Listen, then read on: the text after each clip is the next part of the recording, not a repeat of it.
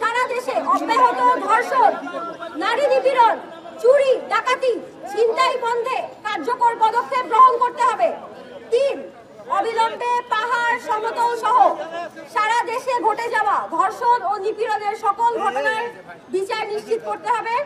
প্রয়োজনে ধর্ষণের ঘটনার বিচারের জন্য আলাদা ট্রাইব্যুনাল গঠন করতে হবে।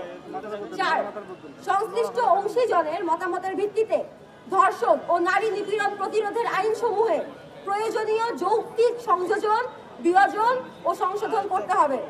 4-1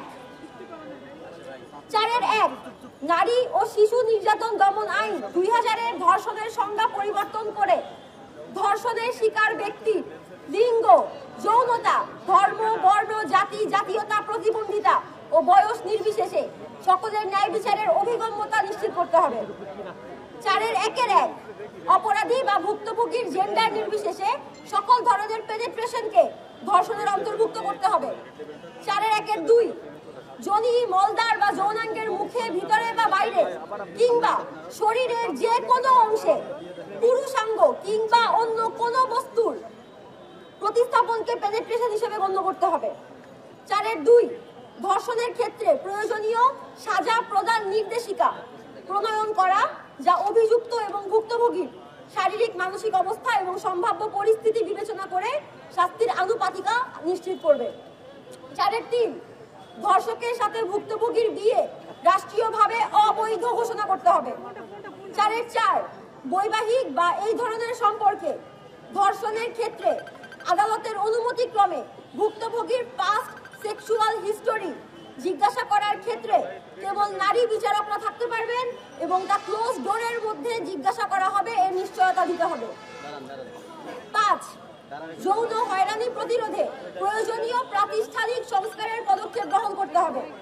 5-1 শিক্ষা প্রতিষ্ঠান ও কর্মক্ষেত্রে যৌন হয়রানি প্রতিরোধে হাইকোর্টের নীতিমালার গণতান্ত্রিক সংস্কার সাধন করে সকল শিক্ষা প্রতিষ্ঠান ও কর্মক্ষেত্রের জন্য যৌন নিপীড়ন বিরোধী সেল গঠন আইন করে বাধ্যতামূলক করতে হবে। 5-2 প্রতিষ্ঠানের অংশীজনদের প্রতিনিধিত্ব নিশ্চিত করে সেলের গঠন প্রক্রিয়া আইনে বিবৃত করতে হবে। 5-2 সেলের কার্যপ্রক্রিয়া স্বচ্ছ এবং অভিযুক্ত বা অভিযোগকারী যে কোনো ধরনের ক্ষমতা প্রয়োগের আওতামুক্ত রাখতে হবে। এটি নিশ্চিত করতে সেলকে প্রয়োজনীয় ক্ষমতা প্রদান এবং একই সাথে সেলের জবাবদিহিতা নিশ্চিতের বন্দোবস্ত করতে হবে। 5-2 বিচার ও আইন ব্যবস্থার সাথে সংশ্লিষ্ট সকলের জেন্ডার সংবেদনশীলতার প্রশিক্ষণ নিশ্চিত করতে হবে।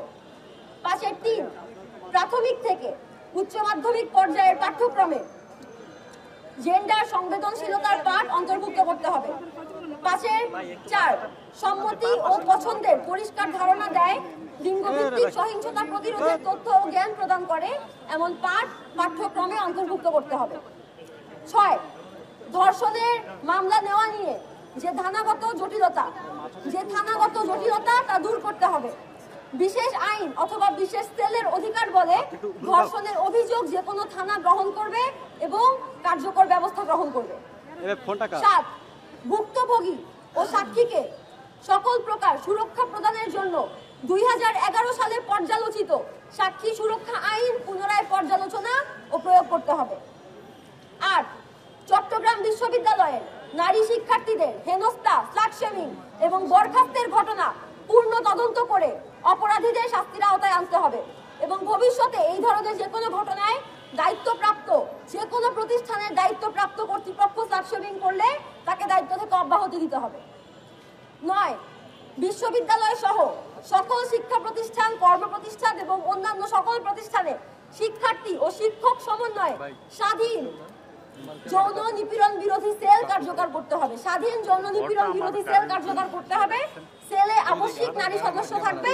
অপরাধ প্রমাণ সাপেক্ষে দোষীকে শাস্তি দেওয়ার ক্ষমতা উক্ত সেলকে দিতে হবে।